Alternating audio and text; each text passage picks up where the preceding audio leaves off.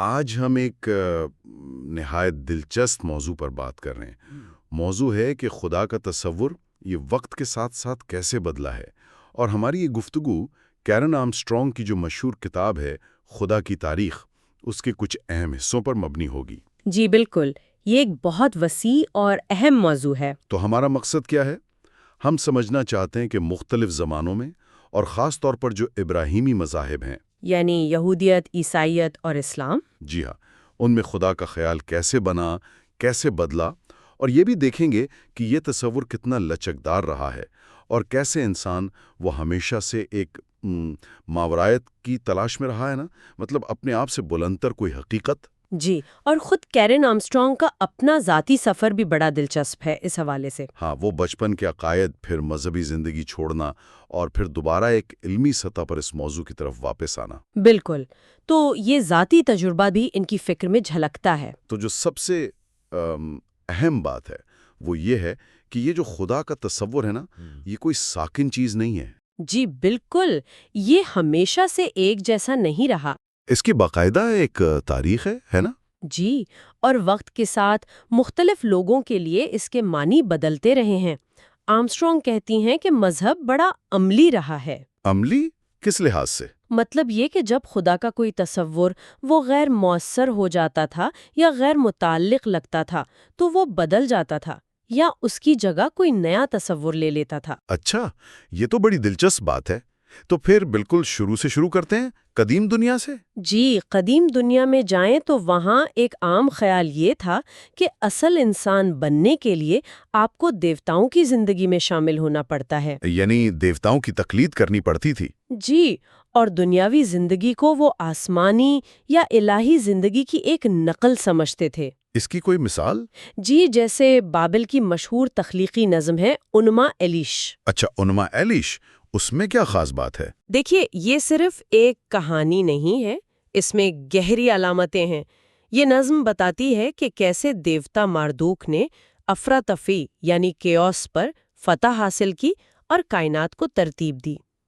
اور اہم بات یہ ہے کہ یہاں تخلیق کسی پہلے سے موجود الہی مادے سے ہو رہی ہے۔ یعنی کچھ نہیں سے نہیں، عدم سے نہیں؟ جی نہیں، عدم سے نہیں۔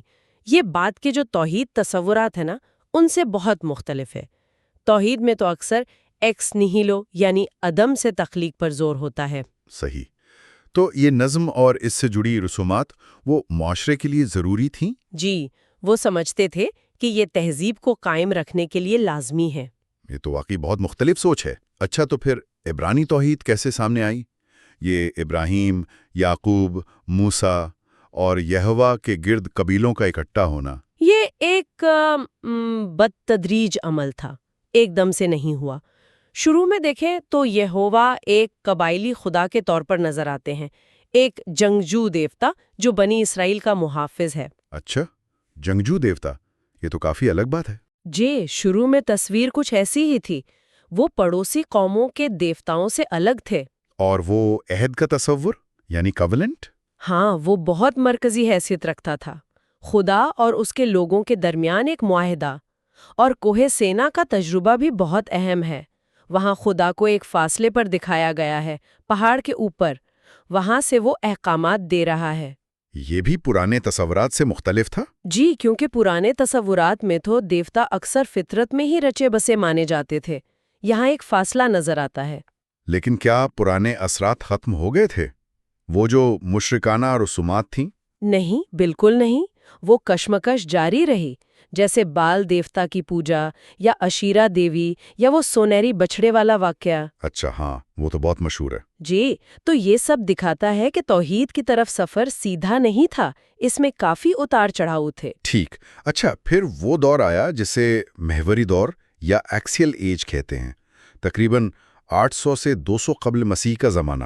جی، کارل یاسپرس نے یہ اصطلاح استعمال کی۔ یہ وہ دور تھا جب دنیا بھر میں یونان، ہندوستان، چین، ایران، اسرائیل، ہر جگہ نئے مذہبی اور فلسفیانہ خیالات ابھر رہے تھے۔ تو اسرائیل سے باہر کیا ہو رہا تھا؟ ہندوستان میں مثلاً؟ ہندوستان میں اس دور میں جو ویدک مذہب کی رسومات تھی نا، قربانیاں وغیرہ، ان سے توجہ ہٹ کر گہلے باطنی معنی کی تلاش شروع ہوئی۔ یعنی اندر کی طرف دیکھا جانے لگا۔ جی، اپنشد اسی دور کی پیداوار ہیں، ان میں برہمن کا تصور ملتا ہے۔ برہمن وہ کیا ہے؟ برہمن یعنی کائنات کی حتمی حقیقت، ایک غیر شخصی طاقت جو سب کو قائم رکھے ہوئے ہے۔ اور آتمن؟ آتمن یعنی ہر فرد کے اندر کی روح، اس کی اپنی ذات۔ اور اپنشدوں کا جو مرکزی خیال ہے وہ ان دونوں کا اتحاد ہے کہ اصل میں آتمن ہی برہمن ہے۔ اچھا، یعنی فرد اور کائنات کی حقیقت ایک ہی ہے؟ جی، اس کی مثال وہ دیتے ہیں جیسے نمک پانی میں گھل جاتا ہے، نظر نہیں آتا مگر ہر جگہ موجود ہوتا ہے۔ واہ! اور بدھا وہ بھی اسی دور کے ہیں؟ جی بالکل، مہاتما بدھ نے دکھ سے نجات پر زور دیا۔ انہوں نے دیوتاؤں سے آگے بڑھ کر نروان کا راستہ دکھایا، اور ایک اہم بات انہوں نے یہ کہی کہ جو حتمی حقیقت ہے اسے آپ الفاظ میں بیان نہیں کر سکتے، زبان وہاں تک نہیں پہنچ سکتی۔ زبان کی محدودیت۔ اچھا، اور یونان میں کیا چل رہا تھا؟ افلاطون، ارسطو؟ یونان میں فلسفے کا زور تھا۔ افلاطون کا وہ مشہور نظریہ تھا اشکال یا فارمز کا۔ جی، فارمز، کہ اصل حقیقتیں غیر مادی ہیں۔ بالکل، کامل، دائمی حقیقتیں، اور ہماری یہ دنیا صرف ان کا ایک عکس ہے، اور ان میں سب سے اعلیٰ شکل خیر یعنی گڈ کی ہے جو خدا کے قریب ترین ہے۔ اور ارسطو، ان کا کیا خیال تھا؟ ارسطو زیادہ منطقی تھے۔ انہوں نے غیر متحرک محرک یعنی ان مووڈ موور کا تصور دیا۔ ان مووڈ موور یعنی ایک ایسی کامل ہستی جو خود تو حرکت نہیں کرتی لیکن کائنات کی ساری حرکت کا سبب وہی ہے، وہ خود میں مگن ہے، اسے کائنات یا انسانوں سے کوئی دلچسپی نہیں ہے۔ تو یہ یونانی خدا تو بہت الگ قسم کا ہوا، مطلب غیر فعال، غیر شخصی سا۔ جی بالکل، ایک جامد قسم کی الوہیت۔ یہ جو ابراہیمی مذاہب کا فعال خدا ہے نا، جو تاریخ میں کام کرتا ہے، اس سے بہت مختلف تصویر ہے۔ اچھا، اب واپس اسرائیل کی طرف آتے ہیں۔ محوری دور میں وہاں انبیاء کیا کہہ رہے تھے؟ وہاں انبیاء جیسے آموز اور ہوشیہ، انہوں نے رسومات کے بجائے سماجی انصاف اور ہمدردی پر بہت زور دیا۔ انہوں نے خیسد یعنی وفادار محبت اور دات الوہم یعنی خدا کا علم۔ یہ علم صرف جاننا نہیں تھا؟ نہیں، یہ گہرا ذاتی تعلق تھا۔ تو انہوں نے کہا کہ عہد کا تقاضا یہ چیزیں ہیں، صرف قربانیاں نہیں، خدا انصاف اور رحم چاہتا ہے۔ تو اخلاقیات پر زیادہ زور آ گیا۔ جی، اور اسی دوران ایک اور اہم تبدیلی آئی، وہ تھی توحیدی عدم رواداری۔ عدم رواداری مطلب یہ کہ نہ صرف یہوہ ہی واحد خدا ہے بلکہ باقی تمام دیوتا جھوٹے ہیں اور ان کی پوجا بت پرستی ہے، جو ایک سنگین گناہ ہے۔ اچھا، پہلے ایسا نہیں تھا؟ پہلے شاید اتنی شدت نہیں تھی۔ کچھ اسکالرز یہ بھی کہتے ہیں کہ اس تبدیلی کا تعلق معاشرے میں دیویوں اور خواتین کے مرتبے میں کمی سے بھی ہے۔ زبور 82 کا بھی ذکر آتا ہے۔ جی، اس میں ایک منظر ہے جہاں خدا ایل کی کونسل میں دوسرے خداؤں کو سزا سناتا ہے۔ یہ شاید اسی تبدیلی کی طرف اشارہ ہے۔ پھر وہ استثنائی اصلاح یعنی ڈیوٹرونومک ریفارم ہوئی۔ اس میں وہ مشہور الفاظ ہیں، سن اے اسرائیل، یہوہ ہمارا خدا ہے، یہوہ ایک ہے، عہد۔ جی، عہد یہاں اس کا مطلب صرف گنتی کا ایک نہیں بلکہ واحد منفرد ہے۔ اس اصلاح نے یہوہ کی خصوصی عبادت پر بہت سختی سے زور دیا اور کنانی مذہب اور لوگوں کو ختم کرنے کا حکم بھی دیا گیا۔ یعنی مقدس جنگ کا تصور؟ جی، یہ ایک سخت گیر موقف تھا۔ اسی دور کے نبی ہیں یرمیاہ، ان کا تجربہ بہت ذاتی اور تکلیف دہ تھا۔ تکلیف دہ؟ جی، وہ کبھی خدا کو محبوب کہتے ہیں، کبھی لگتا ہے خدا نے انہیں بہکایا ہے، حتیٰ کہ زیادتی کی ہے۔ بہت شدید ذاتی تعلق ہے۔ پھر بابل کی جلاوطنی آ گئی، یہ تو بہت بڑا دھچکا ہوگا۔ بہت بڑا، لیکن حیرت انگیز طور پر اس نے خدا کے تصور کو محدود کرنے کے بجائے اور وسیع کر دیا۔ دوسرے یسایہ جو جلاوطنی کے دوران لکھ رہے تھے، انہوں نے کہا کہ یہوہ صرف اسرائیل کا خدا نہیں، وہ تو پوری دنیا کا واحد خدا ہے، وہ کسی خاص علاقے تک محدود نہیں ہے۔ تو خدا زیادہ ماورائی ہو گیا۔ جی، پھر یونانی اثر و رسوخ پڑا، تورات کا یونانی ترجمہ ہوا، سیپچوجنٹ۔ سینیگوگز یعنی عبادت گاہیں بھی بنی۔ جی، اور یہودی فکر کا یونانی فلسفے سے مکالمہ شروع ہوا۔ اسکندریہ کے فلوں نے تو باقاعدہ کوشش کی کہ یہودی فکر اور افلاطونیت کو ملا دیں۔ اچھا، کیسے؟ انہوں نے لوگوس کا تصور استعمال کیا، یعنی وہ الہی عقل یا کلام جو خدا اور دنیا کے بیچ میں ایک واسطہ ہے۔ یہ لوگوس کا تصور، یہ تو بعد میں عیسائیت میں بھی بہت اہم ہوا نا؟ جی بالکل، فلوں نے اس کی بنیاد رکھی تھی۔ پھر 70 عیسوی میں رومیوں نے یروشلم کا دوسرا ہیکل بھی تباہ کر دیا۔ اس کے بعد یہودیت کیسے باقی رہی؟ ہیکل تو مرکز تھا۔ جی، ہیکل کی تباہی ایک اور بڑا صدمہ تھا، لیکن اس کے بعد ربانی یہودیت نے جنم لیا اور ایک بہت ہی خوبصورت تصور سامنے آیا، شیکینہ کا۔ شکینہ؟ اس کا کیا مطلب ہے؟ اس کا مطلب ہے خدا کی حضوری، اس کی موجودگی۔ اب یہ مانا جانے لگا کہ خدا کی موجودگی کسی خاص عمارت یعنی ہیکل میں قید نہیں ہے، بلکہ وہ اپنے لوگوں کے ساتھ ہے، جلاوطنی میں بھی، ان کی عبادت گاہوں میں، ان کی کمیونٹی کے اندر۔ گویا کمیونٹی خود ایک ہیکل بن گئی؟ جی، ایک طرح سے چلتا پھرتا ہیکل۔ اور زور دیا گیا متسوات پر، یعنی احکامات پر عمل کرنے پر، خاص طور پر اپنے پڑوسی سے اپنی مانند محبت جیسے حکم پر۔ اسے امیٹیشو ڈیئی یعنی خدا کی تقلید کا ذریعہ سمجھا گیا۔ یہ تو بڑی گہری بات ہے۔ اچھا، اب عیسائیت کی طرف آتے ہیں۔ یسوع مسیح، ان کا پس منظر کیا تھا؟ دیکھیں، یسوع ایک یہودی مبلغ اور شفا دینے والے کے طور پر سامنے آئے۔ وہ فریسیوں سے بھی کچھ تعلق رکھتے ہوں گے۔ انہوں نے خدا کی بادشاہی کی آمد کا اعلان کیا۔ اور ان کے پیروکاروں نے انہیں مسیحا مانا؟ جی، ان کی موت اور پھر ان کے جی اٹھنے پر جو ایمان تھا وہ عیسائیت کی بنیاد بن گیا۔ پھر پولس رسول نے اس پیغام کو غیر یہودیوں تک پہنچانے میں کلیدی کردار ادا کیا۔ انہوں نے یشوع کو خدا کا بیٹا کہا۔ اس کا کیا مطلب تھا شروع میں؟ شروع میں یہودی روایت کے مطابق اس کا مطلب شاید ایک خاص قربت، ایک خاص رتبہ تھا۔ لازمی نہیں کہ وہ خدا کا مجسم اوتار ہوں۔ لیکن غیر یہودیوں نے اسے مختلف سمجھا۔ جی، غیر یہودی پس منظر میں جہاں دیوتاؤں کے انسانی روپ میں آنے یا بادشاہوں کو دیوتا کا درجہ دینے کے تصورات پہلے سے تھے، اچھا، وہاں خدا کا بیٹا کا مطلب جلد ہی خدا کا مجسم اوتار سمجھا جانے لگا۔ تو مطلب بدل گیا۔ جی، اور یوحنا کی انجیل میں تو یشوع کو باقاعدہ لوگوس کہا گیا ہے، وہی ازلی کلمہ جو فیلو نے بیان کیا تھا۔ یعنی جو خدا کے ساتھ تھا اور جس سے کائنات بنی۔ بالکل۔ پھر یہ مذہب رومی سلطنت میں پھیلا کیسے اور سرکاری مذہب کیسے بن گیا؟ اس کی کئی وجوہات تھیں۔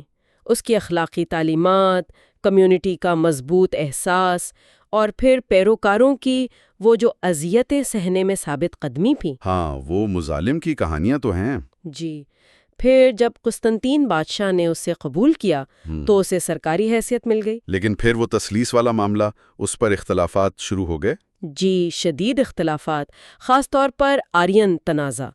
آرین کہتے تھے کہ یسوع یعنی لوگوس وہ خدا کی مخلوق ہے، ازلی نہیں ہے۔ تو کیا وہ خدا نہیں تھے ان کے مطابق؟ وہ اہلیت کی بنیاد پر الہی تھے، فطرت کی بنیاد پر نہیں۔ اچھا، پھر نیکیا کی کاؤنسل ہوئی 325 میں۔ جی، نیکیا کی کاؤنسل نے آرینزم کو رد کیا اور کہا کہ یسوع ہومویوشین ہے، یعنی جوہر میں باپ کے برابر۔ ہومویوژین۔ جی، اور اسی دور میں عدم سے تخلیق یعنی ایکس نہلو کا عقیدہ بھی بہت مرکزی بن گیا۔ اور تثلیث کی وضاحت کیسے ہوئی؟ باپ، بیٹا، روح القدس۔ آپ، بیٹا اور روح القدس، ہم ذات کو تو نہیں جان سکتے لیکن ان تین ظہورات کو تجربہ کر سکتے ہیں۔ یہ تو کافی پیچیدہ الہیات ہے۔ جی، اور پھر سینٹ آگسٹین آئے۔ مغربی الہیات پر ان کا اثر بہت گہرا ہے، ان کے گناہ اصلی اور فضل کے نظریات۔ ان کی کتاب اعترافات بھی بہت مشہور ہے۔ جی، اور ایک اور اہم تصور تھا وایا نیگیٹیوا کا۔ وایا نیگیٹیوا یعنی منفی راستہ؟ جی، تنزیہی الہیات، جسے ڈائونیشیس دی ایریوپاجائٹ سے منسوب کیا جاتا ہے کہ خدا کو جاننے کا بہتر طریقہ یہ بتانا ہے کہ وہ کیا نہیں ہے، کیونکہ وہ ہمارے تمام تصورات سے بلند ہے۔ اچھا، یہ بھی ایک الگ زاویہ ہے۔ ٹھیک ہے، اب اسلام کے آغاز کی طرف چلتے ہیں۔ اس وقت عرب کا ماحول کیسا تھا؟ اسلام سے پہلے کا جو عرب کا دور ہے اسے جاہلیت کہتے ہیں۔ اس کا مطلب صرف لا علمی نہیں بلکہ قبائلی عصبیت، تشدد، وہ سب بھی تھا۔ مکہ میں قریش کا قبیلہ تھا اور کعبہ تھا۔ جی، قریش طاقتور تھے اور کعبہ ایک اہم مرکز تھا، لیکن اس میں کئی بت رکھے ہوئے تھے۔ تاہم کچھ لوگ تھے جو اس بت پرستی سے مطمئن نہیں تھے اور ایک خالص توحیدی مذہب کی تلاش میں تھے۔ انہیں حنیف کہتے تھے۔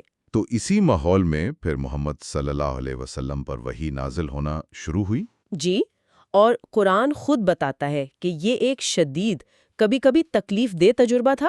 قرآن کی نوعیت کیا ہے؟ خدا کا تصور اس میں کیسا ہے؟ قرآن بنیادی طور پر ایک ایسی کتاب ہے جسے بلند آواز سے پڑھا جاتا ہے، ریسائٹ کیا جاتا ہے۔ اللہ کو اس میں یکتا، ماورائی، ہر قسم کی شراکت سے پاک بتایا گیا ہے، لیکن ساتھ ہی وہ شہر رگ سے بھی زیادہ قریب ہے۔ کائنات میں ہر طرف اس کی نشانیاں یعنی آیات بکھری ہوئی ہیں۔ اور عقل پر بہت زور ہے؟ جی، قرآن بار بار عقل استعمال کرنے اور تقویٰ یعنی خدا کے شعور پر زور دیتا ہے۔ اور توحید؟ توحید کا مطلب صرف اللہ کو ایک ماننا نہیں، بلکہ اپنی پوری شخصیت کو اس کی وحدانیت کے تابع کرنا ہے، اور شرک یعنی کسی بھی چیز کو اس کا شریک ٹھہرانا سب سے بڑا گناہ ہے۔ وہ شیطانی آیات والے واقعے کا بھی ذکر آتا ہے؟ جی، اس واقعے کا ذکر ملتا ہے، اگرچہ اس کی تفصیلات اور حیثیت متنازع ہیں۔ مختصراً یہ کہ مبینہ طور پر کچھ دیر کے لیے دوسری دیویوں کا ذکر وحی میں شامل ہو گیا تھا، جسے بعد میں منسوخ کر دیا گیا۔ یہ وحی کے عمل کی پیچیدگی اور شرک کے معاملے میں انتہائی حساسیت کو ظاہر کرتا ہے۔ پھر مدینہ ہجرت ہوئی، وہاں کیا تبدیلی آئی؟ مدینہ میں اسلام صرف ایک مذہب نہیں رہا، بلکہ ایک ریاست اور معاشرے کی بنیاد بن گیا۔ شروع میں یہودیوں کے ساتھ تعلقات اچھے تھے، لیکن بعد میں اختلافات پیدا ہوئے۔ قبلہ یروشلم سے مکہ کی طرف تبدیل ہوا۔ اور اسلام کو حضرت ابراہیم کے اصل دین کا تسلسل قرار دیا گیا؟ جی، کہ یہ وہی دین ہے جو ابراہیم اور اسماعیل لائے تھے، اور کعبہ کو انہوں نے بنایا تھا۔ سماجی اصلاحات بھی ہوئیں؟ جی، کئی اصلاحات ہوئیں، خاص طور پر عورتوں کے حقوق کے حوالے سے کچھ بہتری آئی۔ پھر پیغمبر اسلام کے بعد کیا ہوا؟ خدا کے تصور پر بحثیں ہوئیں؟ جی ہاں، خاص طور پر قرآن مخلوق ہے یا غیر مخلوق، اس پر بڑی بحث ہوئی۔ معتزلہ نے عقل پر زور دیا اور قرآن کو مخلوق کہا۔ اور ان کے مخالفین؟ وہ جو بعد میں اہل سنت کہلائے، انہوں نے کہا کہ قرآن اللہ کا کلام ہے اور غیر مخلوق ہے۔ پھر امام الاشعری نے ایک درمیانی راہ نکالی جسے کلام الہیات کہتے ہیں۔ انہوں نے عقل کو استعمال کیا، لیکن اس کی حدود کو بھی مانا، خدا کی صفات کو اس کی ذات سے الگ مگر اسی میں شامل مانا۔ اور فلسفے کا کیا کردار رہا؟ اسلامی دنیا میں یونانی فلسفے کے ترجمے ہوئے، اور فلسفے نے بھی خدا کے تصور کو سمجھنے کی کوششیں کی۔ تو یہ تینوں بڑے مذاہب، ان میں عقائد، فلسفہ، یہ سب تو تھا ہی، لیکن ایک باطنی روحانی راستہ بھی نظر آتا ہے، مسٹسزم یا تصوف۔ کیا یہ تینوں میں مشترک ہے؟ جی، یہ ایک بہت اہم نقطہ ہے۔ تینوں روایات میں ایسے لوگ ہوئے ہیں جنہوں نے ظاہری رسومات اور عقائد سے آگے بڑھ کر خدا کے ساتھ براہ راست ذاتی تجربے پر زور دیا۔ یہودیت میں کیسے؟ یہودی تصوف میں شروع میں مرکبہ یعنی خدا کے عرش کا نظارہ کرنے کی کوششیں ملتی ہیں۔ بعد میں قبالہ کی روایت بہت اہم ہوئی۔ اور عیسائیت میں؟ عیسائیت میں مشرق میں ہیسیکازم کی روایت ہے، یعنی باطنی خاموشی کی مشق اور دل کی دعا۔ مغرب میں مائسٹر ایکھارٹ جیسے صوفی گزرے جنہوں نے خدا کو عدم تک کہا اور ویا نیگیٹوا پر بہت زور دیا۔ اور اسلام میں تو تصوف کی بہت بڑی روایت ہے۔ جی ہاں، بہت وسیع اور متنوع۔ رابعہ بصری نے خدا سے بے لوث محبت کی بات کی۔ بائزید بستامی اور منصور حلاج جیسے صوفیہ وجد اور حال کے شدید تجربات سے گزرے۔ حلاج کا ان الحق تو بہت مشہور ہے۔ جی، میں حق ہوں، اور انہیں شہید کر دیا گیا۔ جنید بغدادی نے ہوشیار تصوف کی بات کی جس میں شریعت اور طریقت میں توازن ہو۔ اور ابن العربی، ان کا کیا نظریہ تھا؟ ابن عربی نے وحدت الوجود کا نظریہ پیش کیا کہ اصل میں وجود صرف ایک ہے اور وہ خدا کا ہے، کثرت صرف ظاہری ہے۔ انہوں نے یہ بھی کہا کہ ہر شخص اپنے عقیدے کے مطابق اپنے خدا کو تخلیق کرتا ہے، مگر اصل خدا ان سب تصورات سے ماورا ہے۔ اور مولانا رومی نے اسی عشق الہی کو لازوال شاعری میں ڈھال دیا۔ تو یہ سب راستے اصل میں الفاظ اور تصورات سے آگے بڑھ کر اس ناقابل بیان حقیقت کو پانے کی کوشش تھے۔ آپ نے قبالہ کا ذکر کیا تھا، خاص طور پر لوریان قبالہ، جس میں وہ تسمت اور تکون جیسے تصورات ہیں۔ یہ کیا ہیں؟ یہ کب پیدا ہوئے؟ یہ خاص طور پر اس وقت سامنے آئے جب یہودیوں کو 1492 میں اسپین سے نکالا گیا۔ یہ ان کے لیے ایک بہت بڑا قومی اور روحانی صدمہ تھا۔ اچھا، تو یہ اس صدمے کا جواب تھا؟ جی، اسحاق لوریا اور ان کے شاگردوں نے صفد میں یہ نظریات پیش کیے۔ تسمتس کا مطلب ہے سکڑاؤ، یعنی کائنات بنانے کے لیے لامتناہی خدا نے خود کو سکیڑا تاکہ تخلیق کے لیے جگہ بن سکے۔ یہ تو بہت عجیب تصور ہے، خدا کا سکڑنا۔ جی، پھر شیورات حکلیم یعنی برتنوں کا ٹوٹنا۔ تخلیق کے دوران کچھ گڑبڑ ہوئی اور وہ برتن جن میں الہی روشنی تھی وہ ٹوٹ گئے، روشنی بکھر گئی اور دنیا میں شر اور بگاڑ پیدا ہو گیا۔ اچھا، تو دنیا نامکمل ہے؟ جی، اور یہیں تکون کا تصور آتا ہے، جس کا مطلب ہے مرمت یا بحالی۔ انسانوں کا کام ہے کہ وہ متضوات یعنی احکامات پر عمل کر کے اس بکھری ہوئی الہی روشنی کو دوبارہ جمع کریں اور دنیا کو ٹھیک کریں۔ تو انسان کا کردار بہت اہم ہو گیا دنیا کو ٹھیک کرنے میں۔ بالکل، اس نے جلاوطنی اور مصائب کو ایک کائناتی جدوجہد کا حصہ بنا دیا، ایک معنی دے دیا۔ یہ تو واقعی بہت طاقتور خیالات ہیں۔ اچھا، یہ تو ہوئی ماضی کی باتیں۔ اب آتے ہیں جدید دور کی طرف۔ سائنس، روشن خیالی، انہوں نے خدا کے تصور کو کیسے بدلا؟ یہ ایک بہت بڑا چیلنج تھا۔ اصلاح مذہب نے اگرچہ ایمان پر زور دیا، لیکن اس نے ایک طرح سے انجیل کی لفظی تشریح اور اقلیت پسندی کو بھی فروغ دیا۔ پھر سائنس کا انقلاب آ گیا، کوپرنیکس، گیلیلیو، نیوٹن۔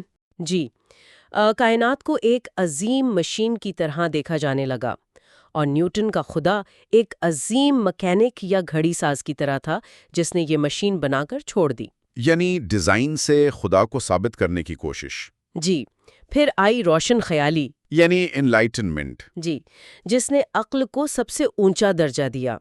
ڈیازم کا نظریہ آیا کہ خدا نے دنیا بنائی تو ہے، لیکن اب وہ اس میں مداخلت نہیں کرتا، وہ بس دور سے دیکھ رہا ہے۔ اور والٹیئر جیسے مفکرین، انہوں نے منظم مذہب، خاص طور پر چرچ کے ظلم اور عقائد پر شدید تنقید کی، لیکن خدا کے وجود کو معاشرے کے لیے ضروری بھی سمجھتے تھے۔ دوسری طرف پاسکل تھے، ان کی وہ شرط والی بات۔ جی، پاسکل نے کہا کہ عقل خدا کو ثابت یا رد نہیں کر سکتی، لیکن اگر آپ شرط لگائیں تو خدا پر ایمان لانا زیادہ فائدہ مند ہے۔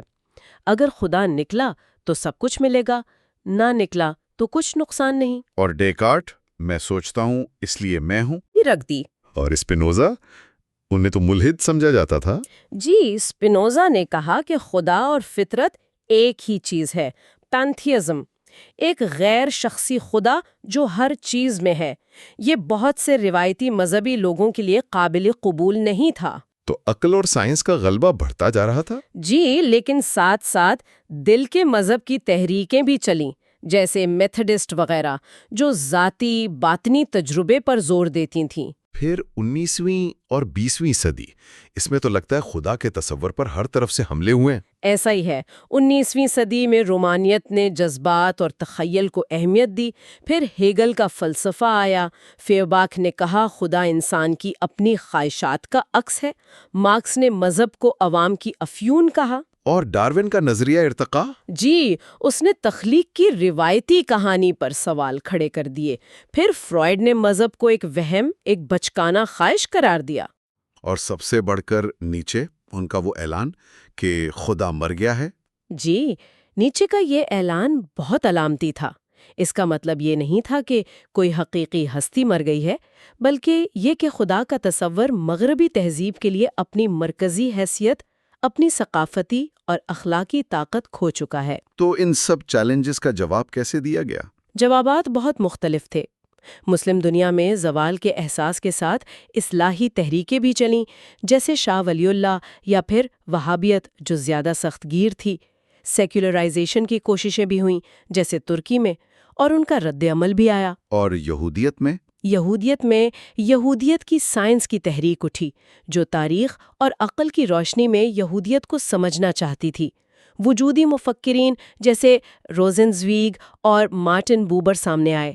بوبر کا میں تو آئے تھاؤں کا تصور بہت مشہور ہوا۔ ہولوکاسٹ کا کیا اثر ہوا؟ ہولوکاسٹ نے خدا کی قدرت، اس کے انصاف اور اس کی خاموشی پر بہت ہی مشکل اور تکلیف دہ سوالات کھڑے کر دیے۔ اس پر بہت کچھ لکھا گیا۔ 20ویں صدی میں اور کیا اہم رجحانات تھے؟ پروسیس الہیات آئی، جو وائٹ ہیڈ کے فلسفے پر مبنی ہے۔ یہ مانتی ہے کہ خدا بھی دنیا کے ساتھ بدل رہا ہے۔ پال ٹلچ نے خدا سے اوپر خدا کی بات کی۔ پھر 60 کی دہائی میں خدا کی موت کی الہیات کا ایک مختصر مگر پرشور دور آیا۔ اور دوسری طرف بنیاد پرستی کا عروج؟ جی، یہ جدید سیکولرزم اور لبرلزم کے رد عمل کے طور پر کئی مذاہب میں ابھری۔ وہ ماضی کی یقینیات کی طرف واپسی چاہتے تھے۔ تو یہ تو ایک بہت ہی لمبا، پیچیدہ اور اتار چڑھاؤ بھرا سفر رہا ہے خدا کے تصور کا۔ جی بالکل۔ کیرن آرمسٹرانگ کی کتاب سے جو بات مجھے سب سے اہم لگی وہ یہی ہے کہ یہ تصور کبھی بھی ساکن نہیں رہا، یہ ہمیشہ بدلتا رہا ہے۔ انسان کی اپنی سمجھ، اس کی ضروریات، اس کے حالات کے مطابق ڈھلتا رہا ہے۔ بالکل، اور آرمسٹرانگ کہتی ہیں کہ شاید اس کی یہی لچک، یہی بدلنے کی صلاحیت ہی اس کی بقا کی وجہ بنی ہے۔ اگر یہ ایک ہی جگہ جامد رہتا تو شاید کب کا ختم ہو چکا ہوتا۔ یہ بہت گہرا نکتہ ہے۔ اور یہ تاریخ آج ہمارے لیے کیوں اہم ہے؟ ہاں، یہ بتائیے۔ یہ ہمیں یاد دلاتی ہے کہ خدا کے بارے میں جو ہمارے اپنے خیالات ہیں نا، وہ بھی شاید حتمی نہ ہوں۔ ماضی میں لوگوں نے کیسے سمجھا، کیسے تشریح کی، اسے جاننے سے ہمیں آج جو بحثیں ہو رہی ہیں ایمان پر، عقل پر، سائنس اور مذہب کے تعلق پر، معنی کی تلاش پر، انہیں بہتر طور پر سمجھنے میں مدد ملتی ہے۔ صحیح۔ یہ ظاہر کرتا ہے کہ انسان کی وہ جو ماورائیت کی معنی کی تلاش ہے وہ ہمیشہ سے جاری رہی ہے، چاہے اس کے لیے استعمال ہونے والے نام، تصورات، زبان وہ بدلتے رہے ہوں۔ بالکل، اور آخر میں ایک سوال جو یہ ساری گفتگو ذہن میں چھوڑ جاتی ہے جی، کہ خدا کے تصورات کی یہ اتنی لمبی بدلتی ہوئی تاریخ اور پھر جدیدیت کے چیلنجز، ان سب کو دیکھتے ہوئے آج کے دور میں 21ویں صدی میں کون سی زبان، کون سی علامتیں، کون سے تصورات ہیں جو انسان کے اس ماورائیت کے احساس کو، اس گہری تلاش کو بامعنی انداز میں بیان کر سکتے ہیں؟ یہ واقعی ایک بڑا سوال ہے۔ کیا پرانے الفاظ اور تصورات اب بھی کافی ہیں، یا ہمیں بالکل نئی راہیں، نئی زبان تلاش کرنے کی ضرورت ہے؟ یا پھر جیسا کہ نیچے نے اشارہ دیا تھا، کیا یہ تصور خود اپنی معنویت کھو چکا ہے اور ہمیں اس سے آگے بڑھنے کی ضرورت ہے؟ یہ وہ سوالات ہیں جن پر شاید ہر نسل کو اپنے طور پر غور کرنا پڑتا ہے، اور اس تاریخ کو جاننا اس غور و فکر میں مدد دے سکتا ہے۔ بالکل، یہ غور و فکر ہی شاید اس پوری تاریخ کا سب سے اہم سبق ہے۔